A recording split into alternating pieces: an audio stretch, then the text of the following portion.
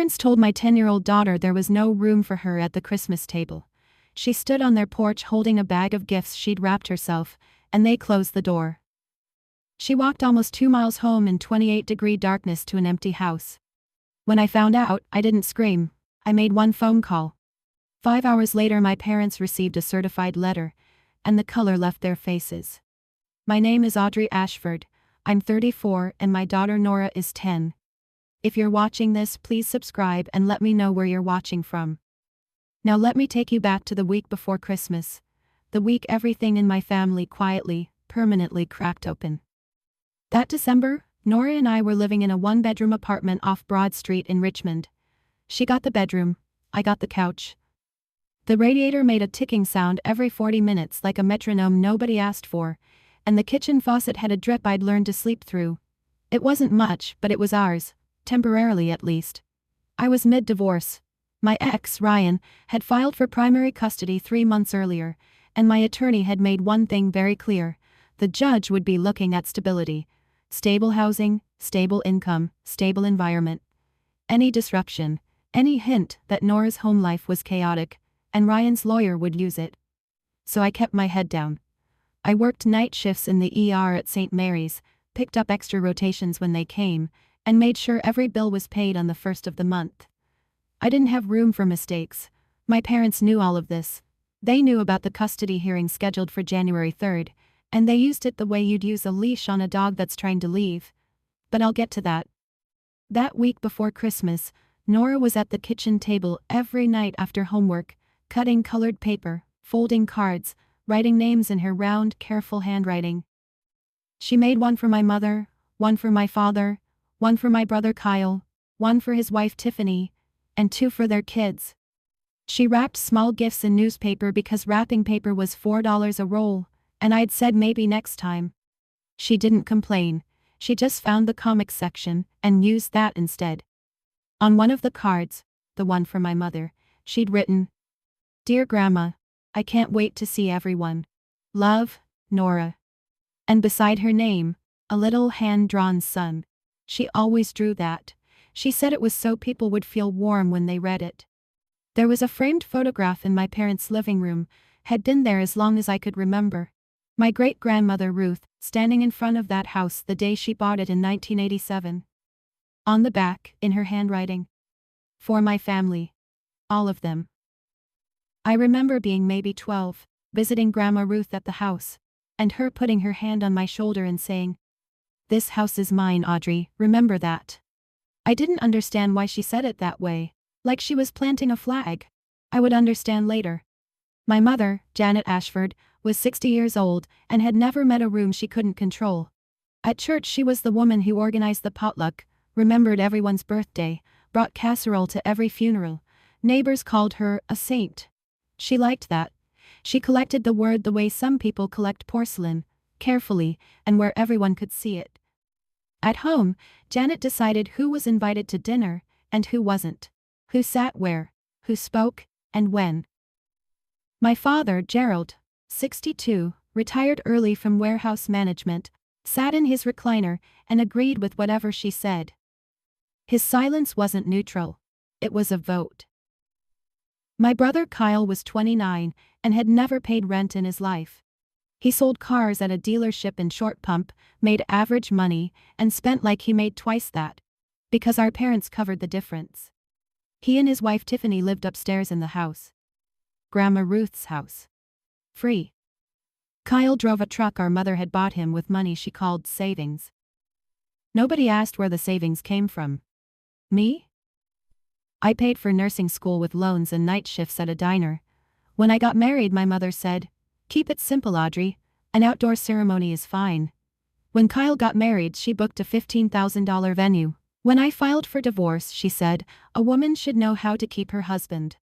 When Kyle and Tiffany nearly split 2 years ago, she said, "Tiffany needs to be more patient with him."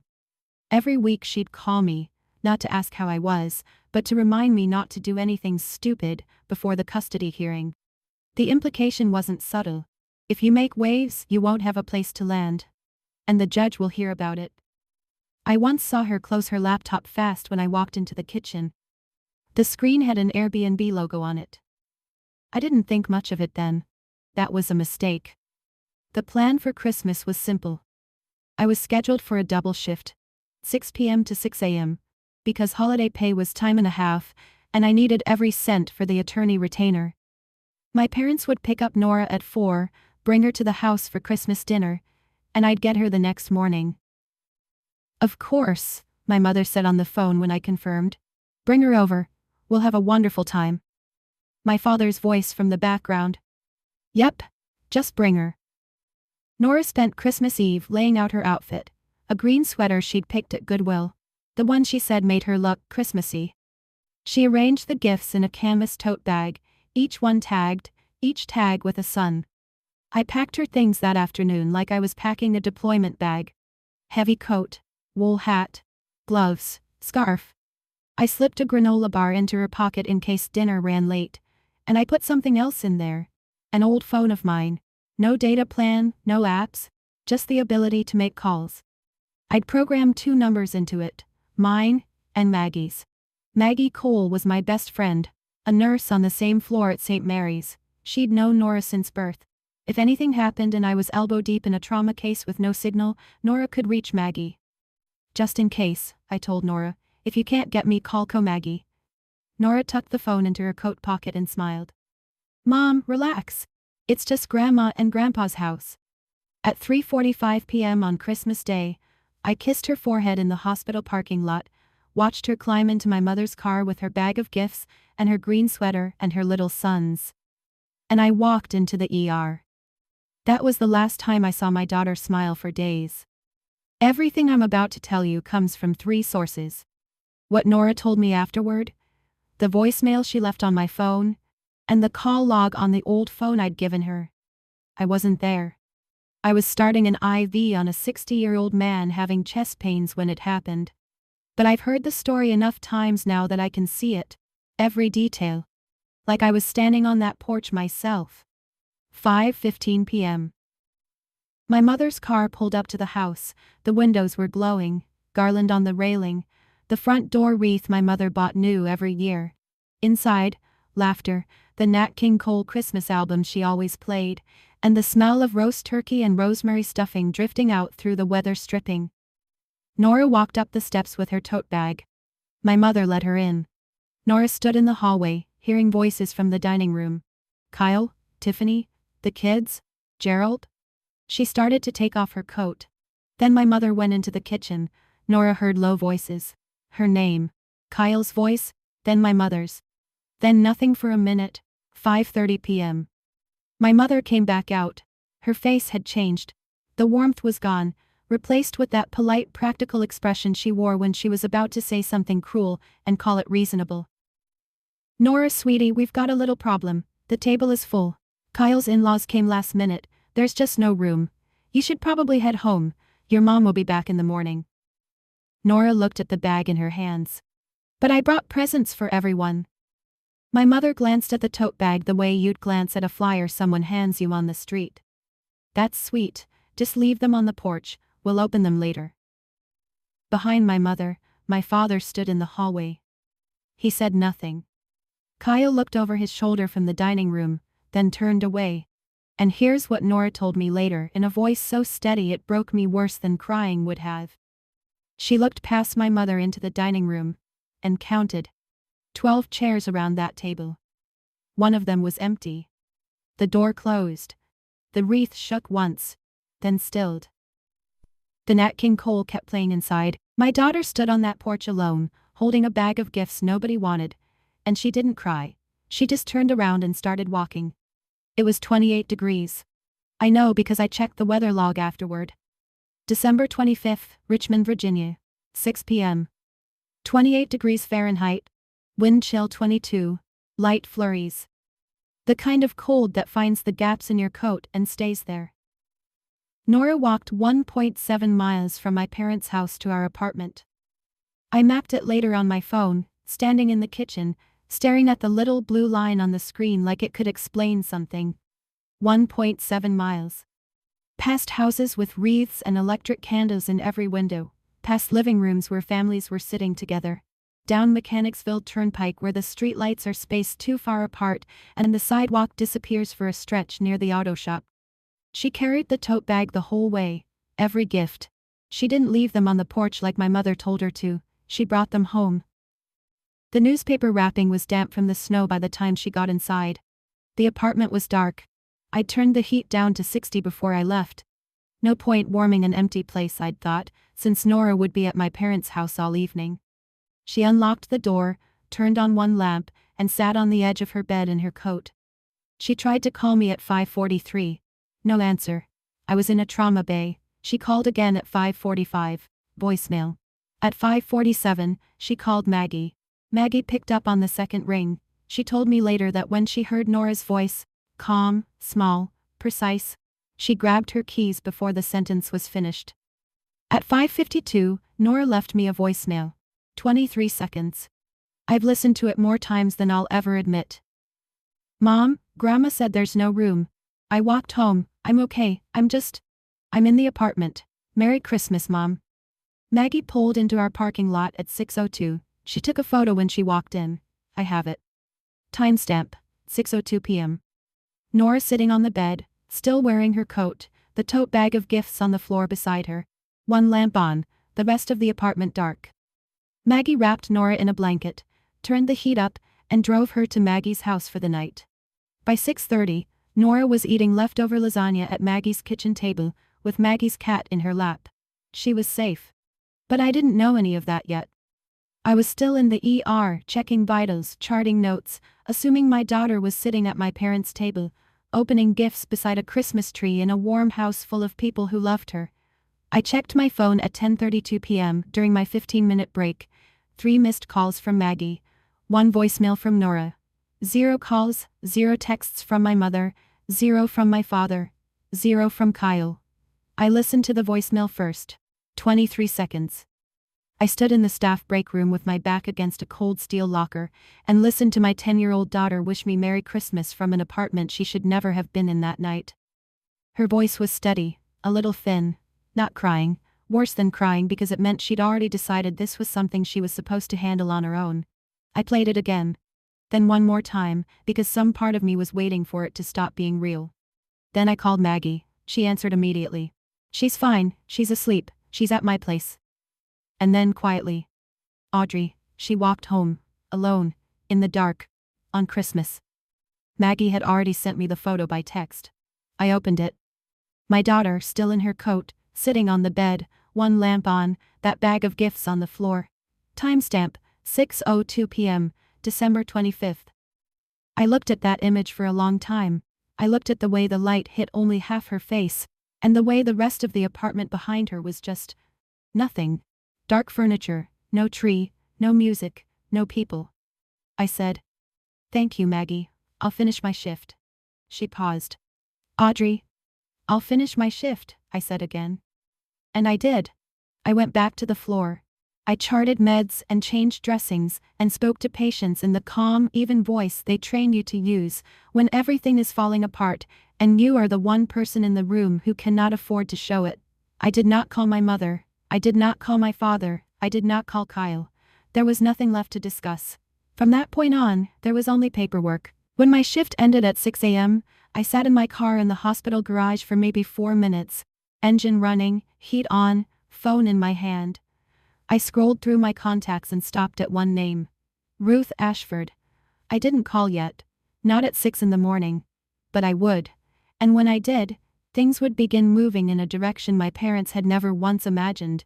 Because they had spent 18 years in a house they thought was theirs, and they had never bothered to read the paperwork that said otherwise. My mother called me at 8:14 the next morning, December 26. I know the exact time because I was recording. Virginia is a one-party consent state. That means as long as one person in the conversation knows it's being recorded, it's legal. I knew. I pressed record before I pressed answer. I'd learned that much from working intake in the ER. When things are about to go sideways, you document first and feel later. Audrey. Her voice was light, almost cheerful. I heard Nora went home last night. I'm not sure what happened. I told her to wait 10 minutes while I rearranged things, and she just left. You know how kids are. So dramatic. I let the silence sit for 3 full seconds. Then, Mom, Nora called me at 5:52. She said you told her there was no room. She walked home. Shift. I heard it. A recalibration. The gears turning behind that polished voice. Well, it was chaotic, Audrey. Kyle's mother-in-law showed up last minute. I had to make a decision. What was I supposed to do? Kick out an elderly guest for a child? You kicked out a 10-year-old. Silence. 4 seconds this time. Then Janet's third gear. Offense. Don't start with me, Audrey. I have been supporting you through your mess, housing you, watching your child, covering for you, and this is the thanks I get? You're just like your father's side. Ungrateful. Every one of you. Her voice was climbing now, not loud, but sharp. The way a blade doesn't need to be big. And let me tell you something. If you make this into a thing, don't expect us to show up at your custody hearing. Don't expect a roof. Don't expect anything. 7 minutes and 23 seconds. I recorded all of it. Including the last thing she said before she hung up. The thing she probably thought was a threat, but that I filed away as evidence. You do anything stupid, Audrey, and I will make sure that judge knows exactly what kind of mother you are. I set the phone on the kitchen counter. I looked at the recording file. 7:23, December 26, 8:14 a.m. And I saved it to a folder I'd just created. I named the folder Receipts. Kyle started texting at 8:45, not a phone call. That would require hearing my voice, and Kyle had never been comfortable with anything that couldn't be done from a safe distance. 8:45 a.m. Mom told me you made a big deal about last night. Seriously? 8:47 a.m. Nora is fine. Kids walk home all the time. Stop being dramatic. 8:52 a.m. You need to apologize to Mom, she's crying. 9:01 a.m. If you push this, I swear I'll tell your ex's lawyer you're unstable. I didn't respond to any of them. I screenshotted every single one.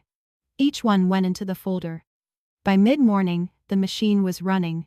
Janet had already called her sister, my Aunt Diane, and delivered her version. Audrey abandoned Nora at our house, then blamed us for it. Aunt Diane called me at 10:15, voice soft with concern that wasn't really for me. Sweetie, your mom is just devastated. Can't you let this go? It's Christmas. Did she tell you Nora walked home alone in the dark? A pause. She said Nora left on her own. Nora is 10, Aunt Diane. Another pause, longer. She didn't have an answer for that, so she said she'd pray for the family and hung up. I was putting my phone down when it buzzed one more time. Kyle again. But this message was different. The kind of mistake that only happens when someone is texting 2 conversations at once and sends the wrong one to the wrong person.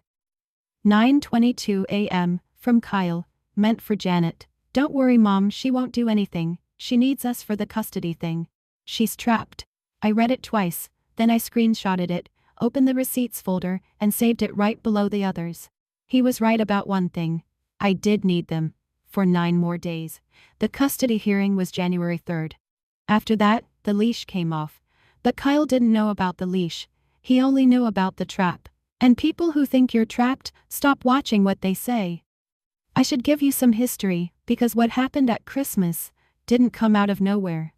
It was the loudest note in a song that had been playing my entire life.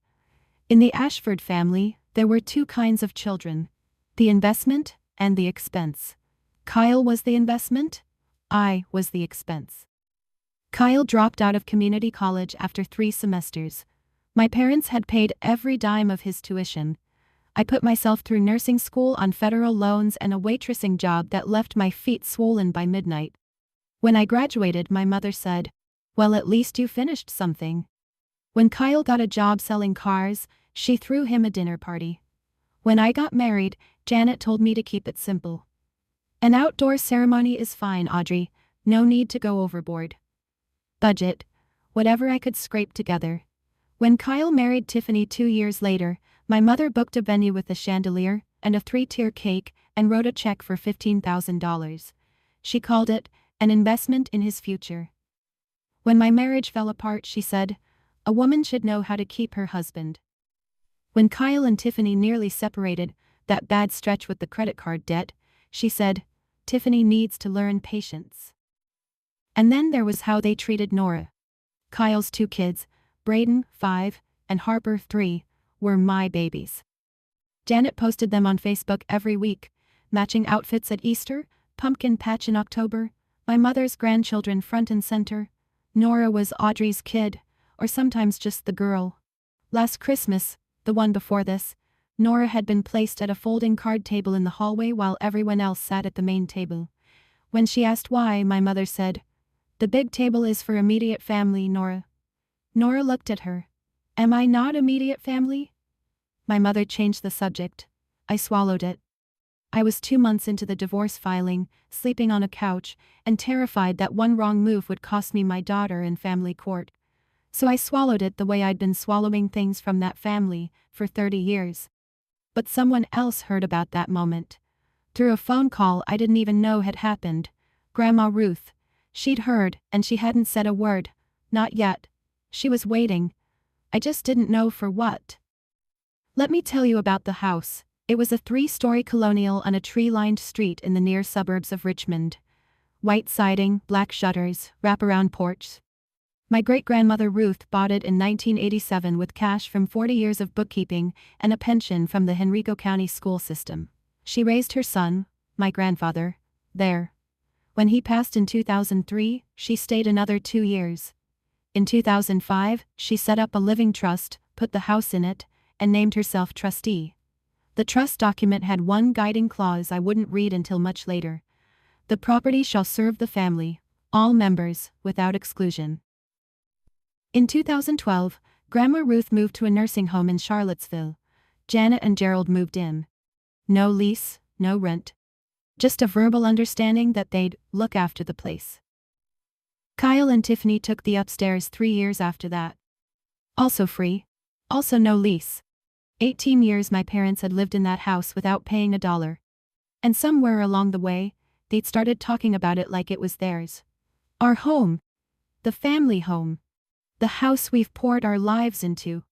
As if the woman who actually bought it, the woman sitting in a nursing home 60 miles away, had simply vanished. But there was the basement. A finished space that used to be the family room where I'd watched movies with Grandma Ruth as a kid. 3 years ago, Janet had it renovated. New lock on the door, separate entrance from the side yard. She told everyone the basement was damp and unsafe. She told Grandma Ruth it had a mold problem. Nobody went down there. That night, December 26th, after Kyle's wrong number text and Aunt Diane's phone call, I opened the Airbnb app on my phone and typed in my parents' address. It took 4 seconds. Cozy Basement Suite, Richmond, Virginia. 47 reviews, Superhost badge, $89 a night. Host name, Janet A. I scrolled through the listing photos, and there it was, Grandma Ruth's old basement. The one with the wood-paneled walls and the brick fireplace. New furniture, new linens, a little basket of toiletries on the nightstand. 47 5-star reviews in a house that didn't belong to her. In a basement she'd told a 90-year-old woman was too dangerous to enter. I screenshotted everything. The listing, the reviews, the pricing, the host profile. Timestamp, December 26, 11:30 p.m. Then I closed the app, set my phone on the kitchen counter, and sat in the quiet for a long time. Tomorrow morning, I was going to call Grandma Ruth. I called at 7:15 a.m. on December 27th. Early, but Grandma Ruth had been a dawn riser her whole life, and the nursing home staff told me once she was usually dressed and reading by 6:30. She picked up on the third ring, that voice, hoarse, thin, but precise in a way that age hadn't touched. Like a blade that had been sharpened so many times it was narrow, but still cut clean.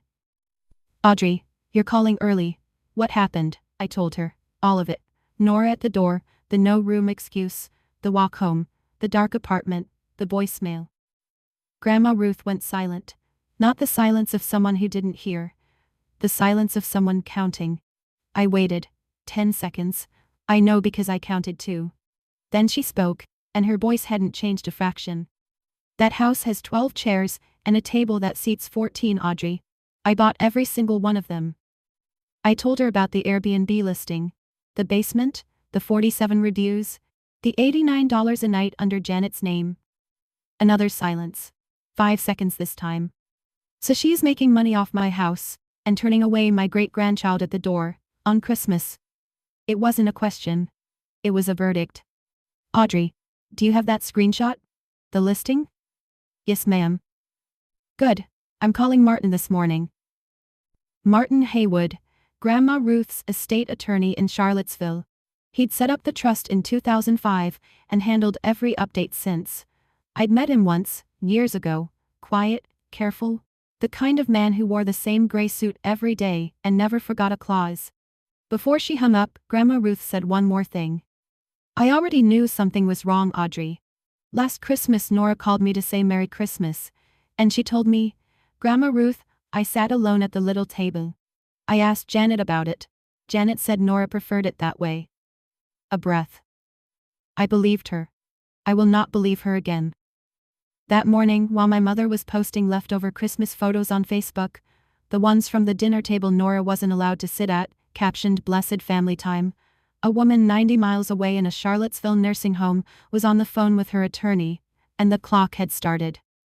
Martin Haywood called me at 2:15 that afternoon. His voice was what I expected, measured, unhurried, the kind of tone that doesn't waste words because each one has already been weighed. Ms. Ashford? Your great-grandmother has briefed me on the situation. I've reviewed the trust documents. I want to walk you through where things stand. He spoke for maybe 4 minutes. This is what he said, and I'm paraphrasing only slightly, because I wrote it down on the back of a grocery receipt while standing in my kitchen. The house was held in the Ruth Ashford Revocable Living Trust, established 2005. Grandma Ruth was the sole trustee. Janet and Gerald had no lease, no deed, no ownership interest of any kind. They were what the law calls permissive occupants, people allowed to stay at the owner's pleasure, and that pleasure could be revoked with 30 days written notice. Virginia statute, black and white. Your grandmother has instructed me to do 2 things, Martin said. First, prepare a 30-day notice to vacate, addressed to Janet and Gerald Ashford. Second, draft an amendment to the trust, removing Janet and Gerald as beneficiaries and naming you as sole beneficiary, with Nora as contingent beneficiary. I leaned against the counter. How soon? The notice will go out by certified mail tomorrow, December 28th. I'll bring the amendment to your grandmother's facility tomorrow morning for signature. I've already arranged a notary and 2 witnesses from the nursing home staff. I said yes. Then he added something that made me grip the edge of the counter. Ms. Ashford, there's the secondary matter. If Janet has been generating rental income from trust property without the trustee's knowledge or consent, that may constitute conversion of trust property income. I'll need you to send me everything you have. The listing, the screenshots, the reviews, all of it. I sent the folder that night. Every screenshot, every timestamp, labeled and organized the way I label patient charts. Because when you've spent a decade in medicine, you learn that documentation isn't just a habit, it's a survival skill. Martin's reply came at 9:47 p.m. Received. This is comprehensive. Will proceed in the morning. Somewhere in Richmond, my mother was probably watching television in a house she didn't own, sleeping in rooms she hadn't paid for, spending money she'd skimmed from a basement she'd lied about. And she had no idea that by this time tomorrow, her name would be crossed off a legal document and replaced with mine. December 28th. I drove to Charlottesville with Nora in the back seat. 1 hour on I-64, winter sun flat and white through the windshield. Nora didn't ask where we were going. I'd told her we were visiting Grandma Ruth, and her face had lit up the way it used to before Christmas, stopped being a word that made her happy. The nursing home smelled like it always did. Lemon disinfectant, and cafeteria coffee, and something floral the staff sprayed in the hallways that never quite covered the rest. Grandma Ruth was in the common room, sitting in her wheelchair with her back straight, wearing a blue cardigan buttoned to the top. Martin Haywood stood beside her in his gray suit, a leather folder open on the table.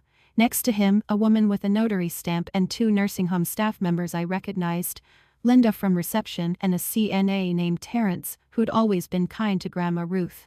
Nora saw her first. Grandma Ruth! Grandma Ruth's face changed. The sharpness softened, just around the eyes. She held her arms open. Come here, little son. Nora hugged her, careful the way kids learn to be careful with people who are small and old and precious. Grandma Ruth held her for a long moment, one hand on the back of Nora's head, then she leaned back and looked at her. "Did you have a good Christmas, honey?" Nora hesitated, looked at me, looked back at Grandma Ruth. "It's okay," Grandma Ruth said. "The next one will be different. I promise you that." Then she turned to Martin and nodded once. "Business." Martin read the amendment summary aloud. Steady, formal, every word precise enough for a courtroom. Janet Ashford and Gerald Ashford, removed as beneficiaries. Audrey Ashford, named sole beneficiary. Nora Ashford, named contingent beneficiary. The house, the trust assets, the whole structure Grandma Ruth had built over 40 years of careful saving, redirected. Grandma Ruth signed with a hand that shook slightly, but never hesitated. The notary stamped. Linda and Terence signed as witnesses. Martin slid the 30-day notice across the table next. Grandma Ruth signed that too. Then she asked for a piece of paper. Not the legal kind, just a sheet of lined notebook paper from Linda's desk. She wrote in a hand that was looser than it used to be but still legible, still hers. "Janet. I gave you my home so my family would always have a place. You turned away a child on Christmas. That is not what my home is for. Ruth." She folded it, slid it into the envelope with the notice, and looked at Martin. "Send it." Martin sealed the envelope, addressed it. "Certified mail, return receipt requested." Before we left, Grandma Ruth held my hand, her grip still surprisingly firm, and said something I carry with me. "I'm 89, Audrey. I've buried a husband, a son, and 2 friends this year alone. But I am not too old to protect what's mine, and Nora is mine." By 4 p.m. that afternoon, a sealed envelope was sitting in a blue USPS collection box outside the Charlottesville post office, addressed to Janet and Gerald Ashford, stamped certified, and heading south toward Richmond. That night, after Nora was asleep, I sat at the kitchen table with my laptop open and the apartment quiet around me. The radiator ticked, the faucet dripped, and I built a case. I organized the receipts folder the way I organize patient charts at the hospital. Chronological, labeled, nothing missing, nothing out of order. Every file had a date, a source, and a one-line description. The voicemail, 23 seconds, December 25th, 5:52 p.m. The photo Maggie took, Nora on the bed in a dark apartment, timestamp 6:02 p.m. The recording of Janet's phone call, 7 minutes 23 seconds, December 26th, 8:14 a.m. Kyle's texts, all 5 of them, including the one he sent to the wrong person. Aunt Diane's call, noted with time and summary. The Airbnb listing, 47 reviews, $89 per night, host name Janet A., superhost. The listing photos. Grandma Ruth's basement with new furniture, new linens, and a basket of complimentary toiletries in a room an 89-year-old woman had been told was too damp to enter. I pulled up the reviews and read through them, one by one, looking for details. Most were routine. Clean space, great location, responsive host. But one, posted 6 months earlier, caught my eye. "Wonderful stay. Janet even showed us family photos in the living room. Such a warm, welcoming home." Family photos. In the living room. She'd invited strangers into Grandma Ruth's house, shown them our family pictures on the wall, and played the gracious hostess. All while making money she had no right to, in a home she had no claim to, with photographs of a family she'd just shut the door on. I emailed Martin the full folder at 11:15 p.m. His reply came at 11:47. Received. I'll include the Airbnb documentation in the supplementary demand letter. The demand letter. That was the second envelope. The one Martin said he'd send after the first one landed. The notice would tell my parents to leave. The demand letter would tell them how much they owed. I closed the laptop and sat in the dark kitchen for a while, listening to the radiator and the faucet, and the sound of Nora breathing in the next room. 2 envelopes. One was already in the mail. The other was being drafted. And my parents didn't know about either. January 3rd. 9 days after Christmas. The day the lock came off. Richmond Family Court, 2nd floor. Courtroom 2B. Fluorescent lights. Beige walls. the American flag hanging limp beside the judge's bench. I sat at the petitioner's table in a navy blazer I'd bought at a consignment shop and pressed the night before, my attorney beside me. Ryan sat across the aisle with his lawyer. Arms crossed, jaw tight, looking at me like I was a problem he'd already solved in his head. The hearing lasted 40 minutes. My attorney presented the file. Stable employment, 12 years as an ER nurse at St. Mary's.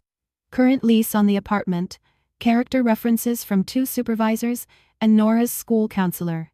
A letter, the one Martin had prepared, confirming that I would be moving into a family-owned property in the near future, as beneficiary of the Ruth Ashford Revocable Living Trust. Stable housing, stable income, stable life. Ryan's attorney tried to argue instability, the small apartment, the night shifts, the divorce itself. But he had nothing concrete, no evidence of harm, no evidence of neglect, and the one card my mother had threatened to play, calling me an unfit mother, never materialized. Janet didn't show up. She didn't submit a statement. I don't know if she chose not to, or if she was too busy dealing with the certified mail envelope that had arrived at her door that very morning. USPS tracking confirmed. Delivered January 3rd, 1:23 p.m., signed by J. Ashford.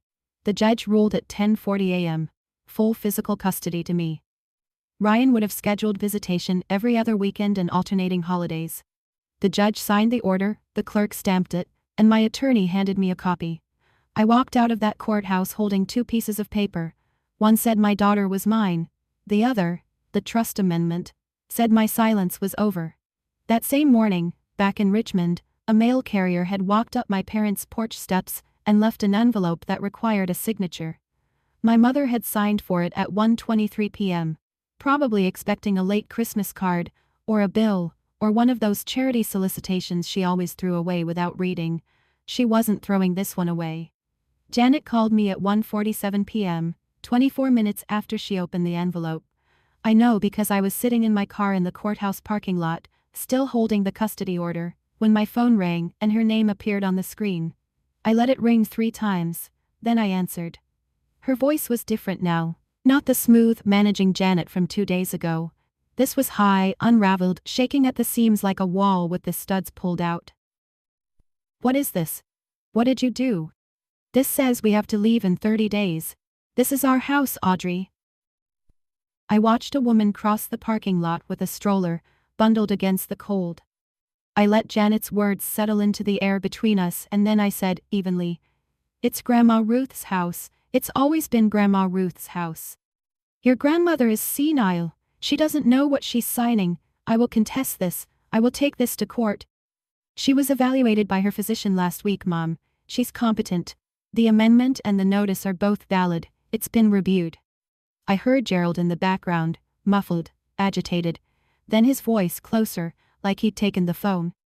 "Audrey, this is ridiculous. We've lived here for 18 years. You can't just—" "I didn't. Grandma Ruth did. You have 30 days. He went quiet. Janet grabbed the phone back. "Where are we supposed to go?" I let the silence hold for 3 seconds. Then, "I don't know, Mom. Maybe somewhere with enough room." She heard it. I know she heard it, because the line went dead. She didn't hang up gently. She hung up the way people do when the ground shifts under them, and they don't know yet whether it's an earthquake or just the beginning of one. The USPS certified mail receipt was already on file with Martin's office. Delivered, signed, time-stamped. The 30-day clock had started, and there was no unsigned version of that letter, no take-back, no, "Let's talk about this over dinner." Just a legal document in a sealed envelope, with a handwritten note from an 89-year-old woman who remembered exactly how many chairs were around that table. I started the car, pulled out of the courthouse lot, and drove to pick up my daughter from school. I need to pause here for just a second, because I know some of you are watching this and you've felt it. That moment when someone tells you there's no room for you. If that's you, drop it in the comments. And if you haven't subscribed yet, now's a good time. Because what Janet did next? I still can't believe it. Let me keep going. My mother's first instinct wasn't to apologize. It wasn't to call Grandma Ruth. It wasn't even to call a lawyer. Not yet. Her first instinct was to perform. January 4th, one day after the notice arrived, Janet posted on Facebook. Public. Not friends only. Public. She wanted reach. Please pray for our family. Our eldest daughter has been manipulating her elderly grandmother, a 89-year-old woman in a nursing home, to take away our home. We have poured our hearts and our lives into this house for nearly 2 decades. We are devastated. Please keep us in your thoughts and prayers. 67 reactions, 34 comments, hearts, crying faces, praying hands. Oh, Janet, how awful. Stay strong, honey. Some children don't know what they have until it's gone. One woman from Janet's church group wrote, "This is just heartbreaking. Your family is in our prayers." 3 people called me heartless without knowing my name. Not one of them knew a child had walked home alone in the dark because of the woman they were praying for. Kyle jumped in, his comment pinned under the post. "My sister is trying to steal our inheritance. Don't be fooled." Then Janet called the pastor. Pastor Whitfield. A kind man, genuinely, but a man who only ever heard one side of anything that happened in my mother's orbit. He called me that evening, voice careful, measured. "Audrey, your mother is really struggling. Maybe we could all sit down and—" "Pastor Whitfield? Did my mother tell you she turned my 10-year-old daughter away from Christmas dinner?" Pause. She said it was a misunderstanding. I have the voicemail my daughter left me from an empty apartment that night. It's 23 seconds long. Would you like to hear it? He didn't answer that question. He said he'd pray for the situation. I thanked him and hung up. I screenshotted the Facebook post. The comments, Kyle's reply, the timestamps. All of it went into the receipts folder. I did not post a response, I did not comment, I did not correct a single person publicly. There would be a time for the truth to be heard. But it wouldn't be on Facebook, and it wouldn't be on my mother's terms. Martin was already drafting the second letter. The first week of January felt like standing in an open field while something circled overhead. 4 relatives called me in 5 days. Every one of them had talked to Janet first. Every one of them used the same script, like they'd been handed a pamphlet at the door. "Just apologize, Audrey. Think about your parents' age. You're tearing this family apart." Aunt Diane called again. "Sweetie, can't you just come to dinner and sort this out? Your mom is beside herself." I said, "Diane, did she tell you about the Airbnb listing? The one where she rented out Grandma Ruth's basement for 3 years without telling her?" Diane went quiet. Then, I don't know anything about that." Then she said she had to go. Nobody asked about Nora. Not once. Not a single relative, in 5 days of phone calls, asked how a 10-year-old was doing after being told she didn't belong at her own family's Christmas table. Tuesday night, Maggie came by after our shifts overlapped. She brought pizza and a bottle of cheap wine and sat on my kitchen counter like she'd done since we were 22. Nora was already in bed. "You're not crazy," Maggie said, chewing crust. "You're not the villain. That voicemail exists. Those screenshots exist. Reality is not up for a vote." Grandma Ruth called every evening that week. Short calls. 2-3 minutes. Her voice steady like a handrail on a staircase you're afraid to climb. "Martin is handling it. You just hold on." One night she told me something I hadn't heard before. In 1978, my mother-in-law told me I wasn't welcome at Thanksgiving dinner. She said I didn't cook well enough to sit at her table. I was 28 with a baby. I remember the walk to the car. I remember the cold. Her voice thinned, just slightly. I swore no woman in my family would feel that again. I'm keeping that promise. That same night, I was tucking Nora in when she said it.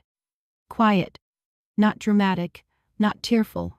Just the words, laid on the pillow like a question she'd been carrying too long. "Mom? Does Grandma not like me because I'm a problem?" I held her. I held my daughter in that small bedroom with the radiator ticking and the city humming outside, and I said, "You are not a problem. You have never, ever been a problem." She nodded into my shoulder. She didn't ask again. But I lay awake that night staring at the ceiling, and I made a decision that was already made. This would never happen to her again. Not from them. Not from anyone. Janet hired a lawyer in the second week of January. Not an estate attorney, not a trust specialist. a general practitioner from a strip mall office off Midlothian Turnpike, whose website had a stock photo of a gavel and the tagline, "Fighting for Your Rights." His name was Gary Luskin, and his first move was to send Martin a letter on letterhead, so thin you could read through it.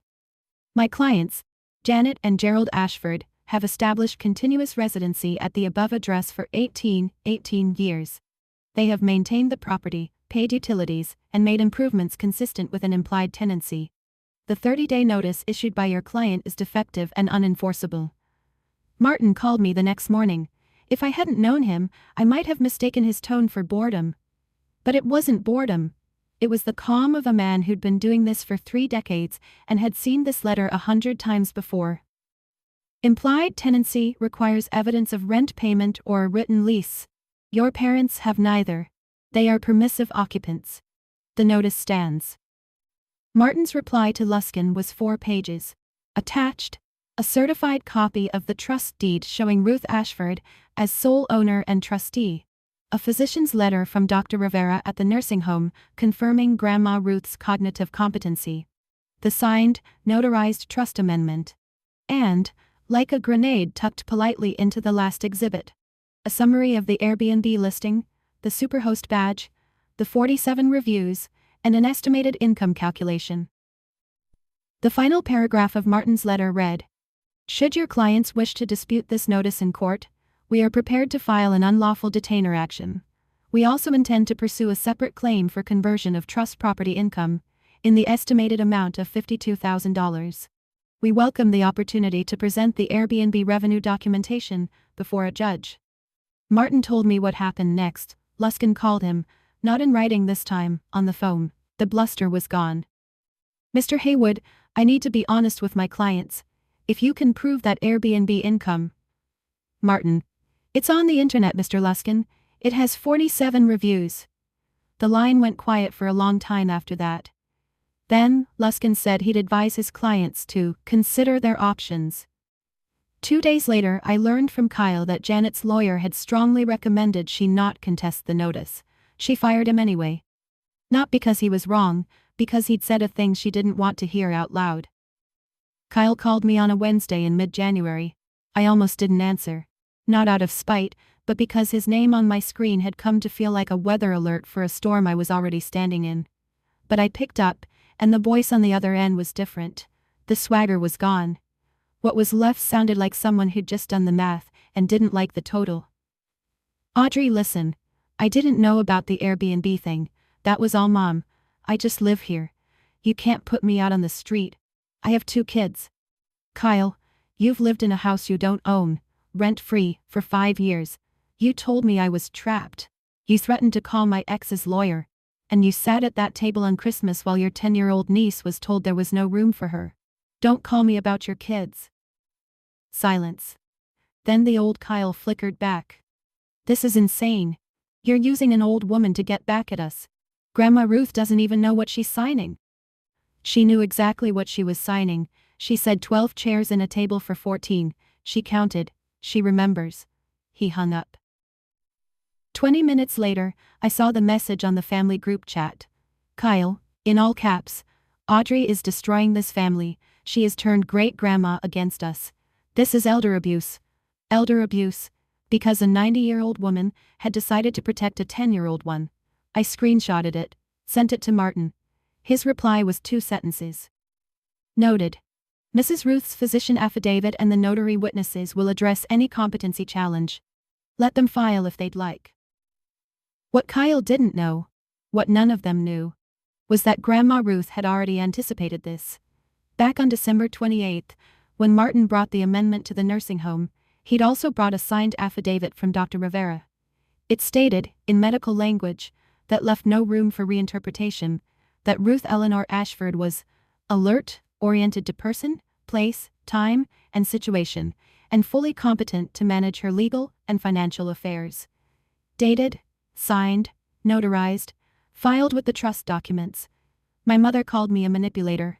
My brother called it elder abuse. But the paper trail told a different story. And paper doesn't flinch when you raise your voice at it. At the end of January, 3 weeks into the 30-day notice, Janet drove to Charlottesville. I wasn't there. I didn't learn the details until Grandma Ruth told me that evening, and Martin confirmed the rest through the nursing home's incident report, which he'd requested a copy of. So I'm telling you what happened the way it was told to me, by two people who had no reason to embellish. Janet walked into the nursing home lobby at 11:40 a.m. She was wearing what she always wore to make an impression, the beige wool coat, the pearl studs, the look of a woman who volunteered at church and expected every door to open accordingly. She approached the front desk. "I'm here to see Ruth Ashford. I'm her granddaughter-in-law." Linda, the same Linda who had witnessed the trust amendment signing, looked at her screen, then back at Janet. "I'm sorry, ma'am. Ms. Ruth has updated her visitor authorization list. Your name is not on it." Janet's smile didn't break, not right away. "There must be a mistake. I've known her for 30 years. I'm family." "I understand, ma'am, but we follow the residents' expressed wishes. I'm not able to authorize this visit." The smile cracked. Janet asked for a supervisor. The supervisor said the same thing, politely, firmly, the way healthcare workers learn to do when someone powerful is not used to being told no. Janet began to cry, or at least to produce the sounds and posture of crying. She stayed in the lobby for 12 minutes. When it became clear that tears were not going to unlock the door, the supervisor said, "Ma'am, if you're unable to leave on your own, we'll need to contact security." Janet left. From the parking lot she called Gerald. I know this because Grandma Ruth heard from Linda what Janet said in the lobby on her way out, loud enough that 3 other visitors turned around. "That girl has poisoned her against us."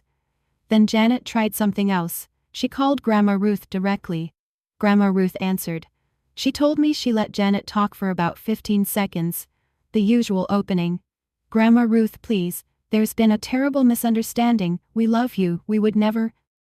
Then Grandma Ruth spoke. "There was no misunderstanding, Janet. You turned away a child, my great-grandchild, on Christmas, in my house.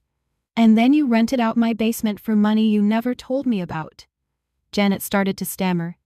"That's not. I was going to. This conversation is over. Talk to Martin." And she hung up. The nursing home visitor log, stamped, dated with Linda's initials, recorded Janet's visit and denial.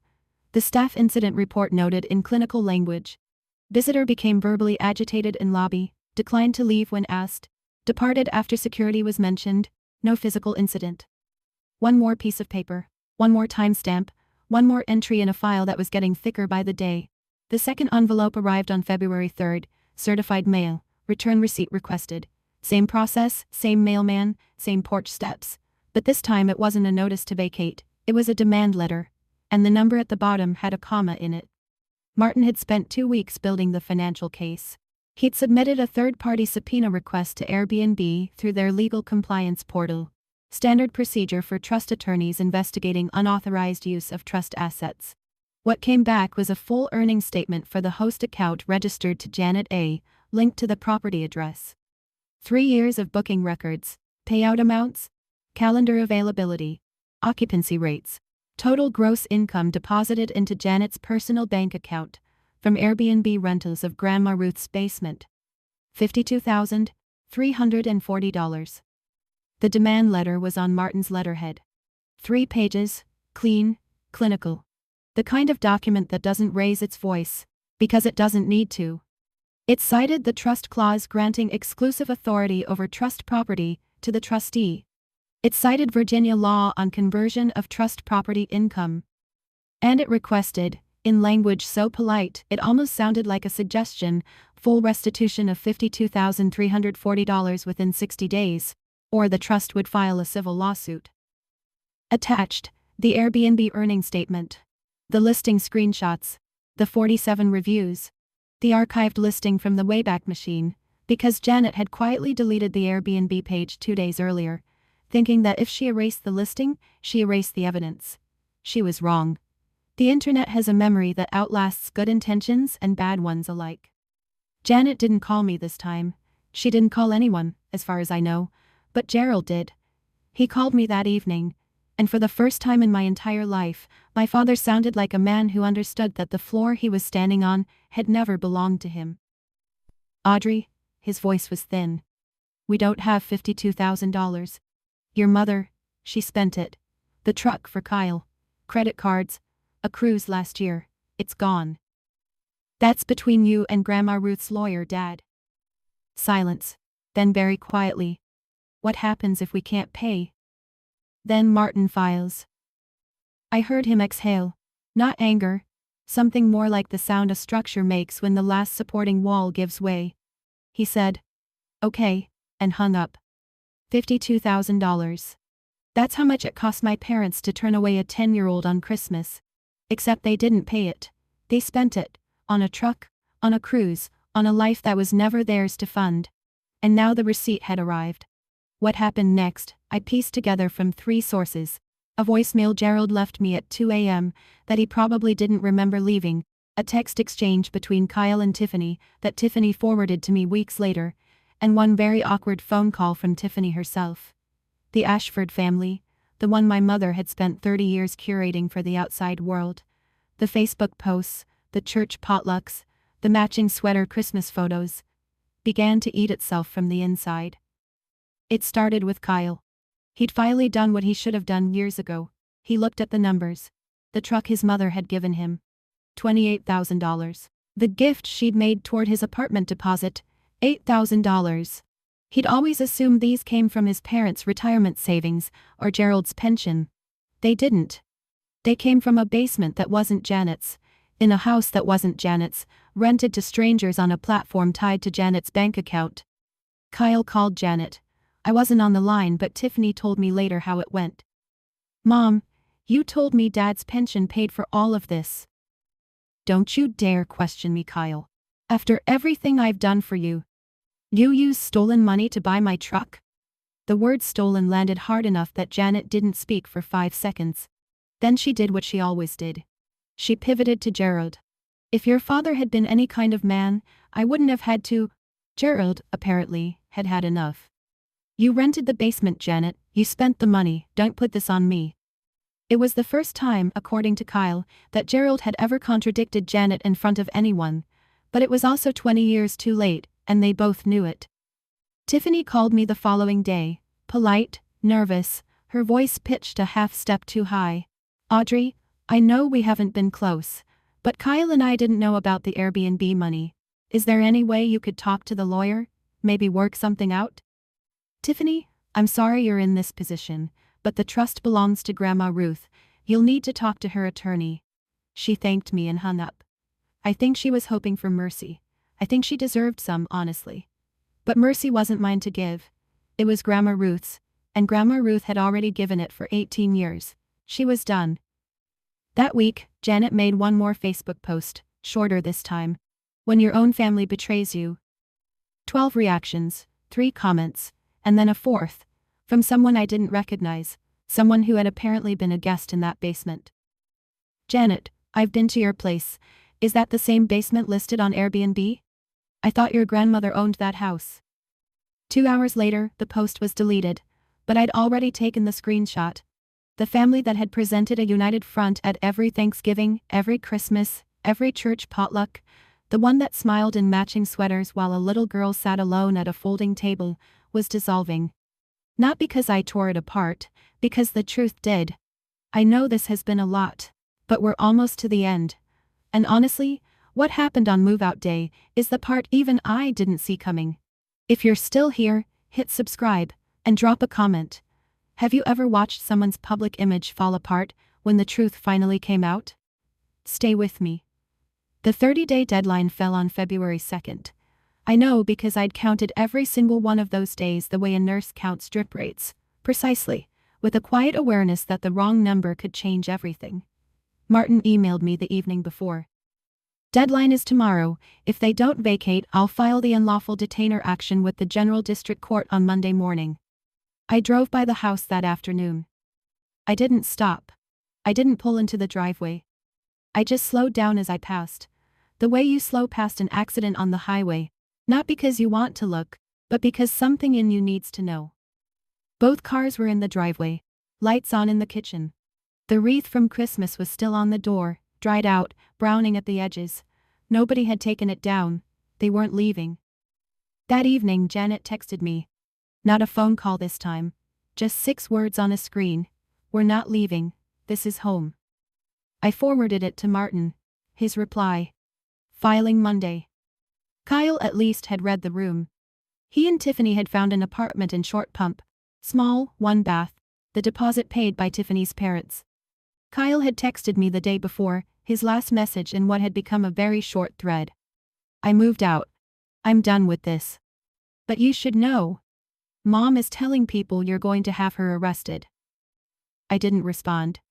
That same week, I'd noticed that the Airbnb listing had vanished from the platform. Janet had deleted it, scrubbed the page, removed the photos, taken down the reviews. She probably thought that if the listing didn't exist, the evidence didn't either. But Martin's paralegal had already captured the full listing through the Wayback Machine.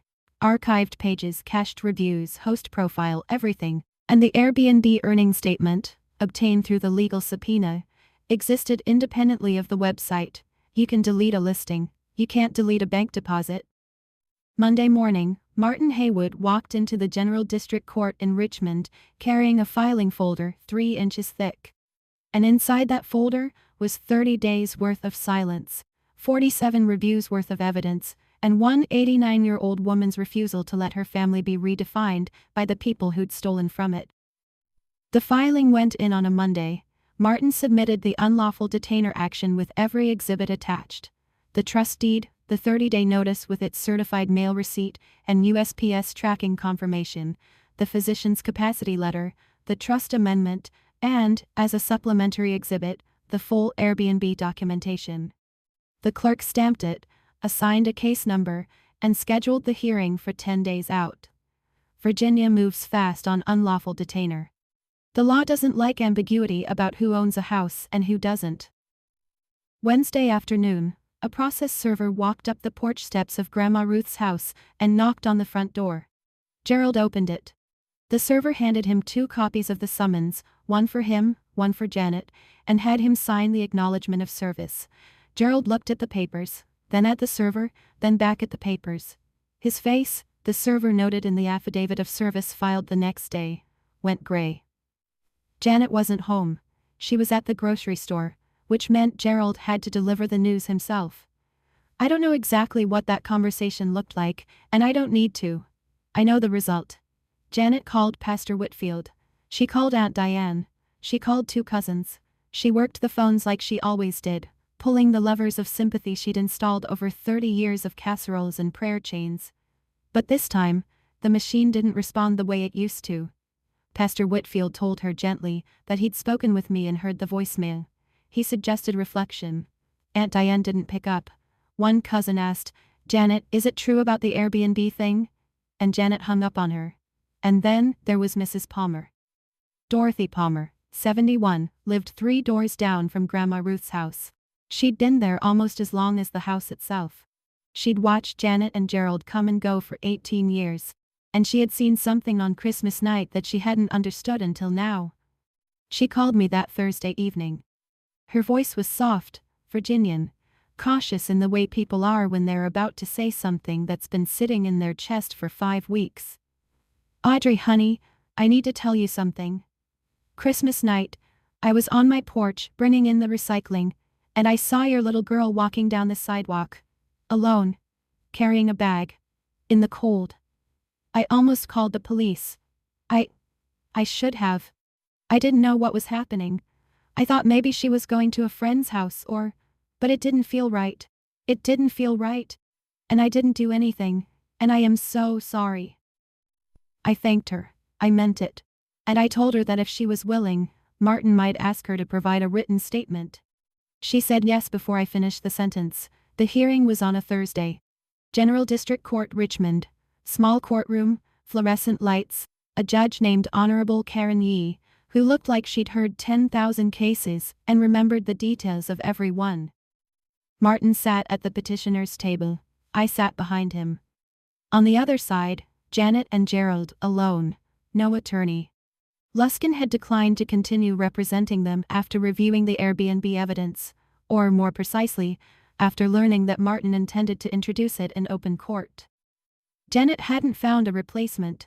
She sat in her beige wool coat, pearl studs, hands folded in her lap like she was at Sunday service. Gerald stared at the table. Martin presented the case in under 20 minutes. The trust deed, the notice, the certified mail receipt with USPS tracking and Janet's signature, the physician's capacity letter, the trust amendment. And then, as a supplementary exhibit, the Airbnb documentation, the earnings statement, the listing screenshots, the reviews, the archived Wayback Machine capture. Judge E reviewed the file. Then she looked at Janet. "Ma'am, do you wish to respond?" Janet stood. She smoothed her coat. "Your Honor, we have maintained that house for 18 years. We are family. This is a family disagreement, and I believe it can be resolved privately." Judge E looked at the file again, then back at Janet. "Ma'am, did you receive rental income from the trust property?" Janet's hands tightened on the edge of the table. That was just a small. Did you or did you not receive rental income from property held in a trust for which you are not the trustee?" The courtroom was very quiet. I could hear the ventilation system humming. "Yes." Judge E ruled in 11 minutes. Writ of possession. Janet and Gerald Ashford were ordered to vacate the premises within 10 days. Regarding the Airbnb income, the judge noted that the trust had standing to pursue a civil claim for conversion, and recommended the parties either mediate or proceed to circuit court. Janet cried. Not the performative kind she'd deployed in the nursing home lobby, real tears, the kind that come when you realize the script you've been reading from your entire life doesn't have any more pages. Gerald sat beside her, hands on his knees, looking at the floor. Martin gathered his documents.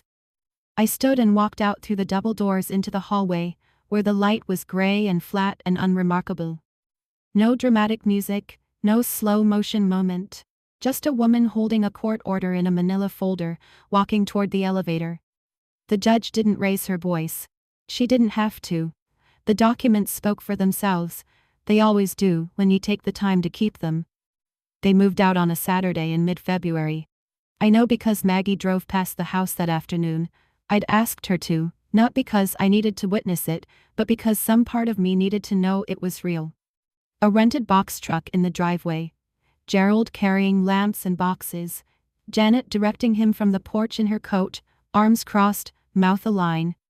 Neighbors watched from porches and driveways, the way people do when something private becomes public. Not with glee, just with that quiet, careful attention that comes from knowing a street story just changed. Maggie told me one detail that stayed with me. Janet took everything, the furniture, the kitchenware, Kyle's old trophies from the upstairs shelf, the Christmas dishes she'd used for the dinner Nora wasn't allowed to attend. She took the curtains, she took the bathroom mirror she'd hung over the sink. But she left the photograph. The framed one. Grandma Ruth standing in front of the house in 1987. The writing on the back that said, "For my family." All of them. It was still on the wall when they locked the door behind them. Maggie sent me a text at 3:14 p.m. They're gone. I went to the house the next morning. Nora was with me. The place was cold. They'd turned the thermostat down before they left, one final small act of pettiness, in a long catalog of them. The rooms were empty, dusty in the corners, sunlight falling through bare windows onto hardwood floors Grandma Ruth had picked out almost 40 years ago. I found the photograph in the living room, still hanging, slightly crooked. I took it down, wiped the glass with my sleeve, and hung it back, level, center, where it belonged. Janet and Gerald rented a one-bedroom apartment in Midlothian. $1,400 a month. First rent payment in 18 years. The unlawful detainer judgment was now part of their court record, which meant any future landlord who ran a background check would see it. Martin had informed them that the $52,340 claim remained active.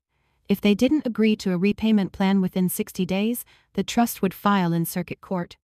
She took the Christmas dishes. She left the photograph. I suppose she knew which ones she'd earned, and which ones she hadn't. We moved in at the end of February. Nora carried her backpack up the porch steps, the same steps she'd stood on Christmas night holding a tote bag full of gifts, and stopped at the front door. She looked at me. I looked at her. "This is ours?" she asked. "This is Grandma Ruth's," I said. She's letting us take care of it. Nora nodded, like that made perfect sense to her. The way things do when you're 10, and trust hasn't been ruined for you yet. At least not permanently. She picked the upstairs bedroom, the one with the window that looked out over the backyard, where Grandma Ruth had kept a vegetable garden in the 70s. The room was bare, just walls and light, but Nora walked in and spun around once with her arms out like she was testing the space, and I stood in the doorway and watched her and didn't try to name what I was feeling, because I knew if I did, I'd lose it. Martin finalized the paperwork. The trust remained in Grandma Ruth's name, she was still trustee, but I was now the named beneficiary and custodian of the property. I would pay the property taxes, maintain the house, carry the insurance. It was responsibility, not a gift. I understood the difference and I was grateful for it. I called Grandma Ruth that evening on FaceTime. The nursing home staff helped her prop the phone on her tray table. She watched Nora taping a hand-drawn sign to her bedroom door, Nora's room with a little son in the corner. "The little son is home," Grandma Ruth said. That week, I enrolled Nora in an art class at the community center on Saturdays. She'd stopped drawing after Christmas, not dramatically, not as a statement, just the way light dims when you close a curtain. She stopped carrying her sketchbook. She stopped putting suns on things. The first Saturday, she came home with a sheet of butcher paper rolled under her arm. She unrolled it on the kitchen table, and I saw what she'd made. A house, with a big table in the center, and 14 chairs drawn carefully around it. Each chair had a name tag. Grandma Ruth, Mom, Co Maggie, Mrs. Palmer. And in the middle, the chair with the best view of the window. Nora. She didn't draw herself at a little table anymore. She drew herself at the big one. And every chair had a sun on it. I also did something for myself that month, something I probably should have done years earlier. I found a therapist. Not because I was broken, but because 30 years of a family like mine leaves patterns you don't even see until someone shows them to you. The first session, I sat in a chair that was nicer than any furniture in my old apartment, and told a woman with kind eyes and a box of tissues that I'd spent my whole life trying to be small enough to keep the peace. She said, "And how did that work out?" I almost laughed. "It didn't." "No," she said, "it never does." In March, a letter arrived, not certified, not from a lawyer, just a regular envelope with my mother's handwriting on the front, the loops careful and deliberate the way they always were when she wanted to look composed. I opened it at the kitchen table while Nora was at school. "Audrey, I'm your mother. This has gone far enough. Can we talk?" 8 words. No apology. No acknowledgement of what she'd done to Nora, or what she'd done to Grandma Ruth, or what she'd done with $52,000 that wasn't hers. Just, "Can we talk?" As if the problem was a conversation that hadn't happened, rather than a decade of choices that had. I folded the letter, slid it back into the envelope, and put it in the receipts folder. Same folder, same system, same shelf. It lived next to the voicemail transcript, and the Airbnb screenshots, and the court filing, and every other document that told the real story of what family had meant in the Ashford house. I didn't respond. I didn't block her number either. If she wanted to reach me, she could go through Martin. That was the boundary. And the boundary was not a punishment. It was a door that worked the way doors are supposed to. You could knock, but you couldn't just walk in and rearrange the furniture. Grandma Ruth called me the same week. She sounded tired but clear, the way she always did, like someone who had made peace with most things and was working on the rest. She said, "I'm not angry at Janet, Audrey, I'm disappointed. But I won't let disappointment stand above my great-granddaughter's safety, not ever." Spring came slowly that year. Nora rode her bike on the sidewalk out front. Mrs. Palmer waved from her porch every afternoon and sometimes brought over banana bread. Maggie came by on Fridays with takeout. The radiator in the old apartment didn't tick anymore, because we didn't live there anymore, and I only thought about that sometimes. Late at night, sitting on Grandma Ruth's porch, the same porch where my daughter had stood in the cold 5 months earlier, holding a bag of gifts for people who told her she wasn't worth a chair. I think about what Nora said that night in the apartment, when she asked if she was a problem, and I think about the drawing she made in art class, 14 chairs, Each one labeled. Each one with a sun. Family isn't a table you're seated at. It's how people treat you when they think no one is watching. And someone was always watching. A 10-year-old girl with a bag of gifts and a memory that doesn't forget. She's 11 now. She still draws suns on everything. And the front door of this house stays open. That's our story. Mine and Nora's. If it meant something to you, if you've ever had to choose between keeping the peace and protecting your child, or if you've ever been the kid standing at that door, I'd love to hear from you in the comments. Subscribe if you haven't already, and check the description for another story about a mother who discovered her family had been stealing from her daughter's college fund. It's just as real. Thank you for watching, and for staying until the end.